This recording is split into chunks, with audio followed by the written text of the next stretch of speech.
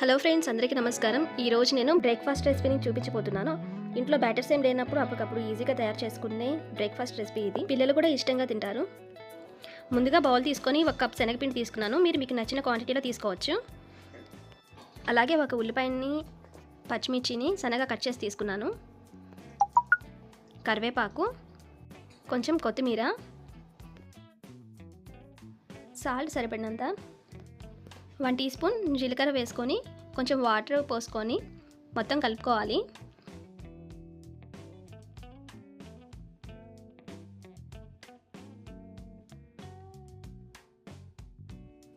Batter ఈ కన్సిస్టెన్సీలో కలుపుకొని ప్యాన్ పెట్టుకొని దోశలాగా వేసుకోవాలి.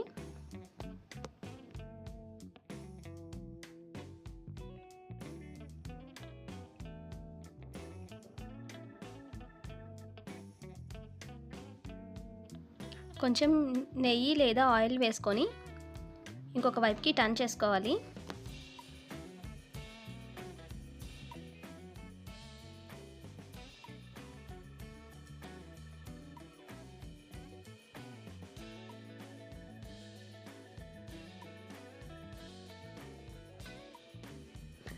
అంతే అండి, ఎంతో టేస్టీగా ఉండే శనగపిండి దోశల్ని ఇన్స్టెంట్గా ఇలా ప్రిపేర్ చేసుకోవచ్చు.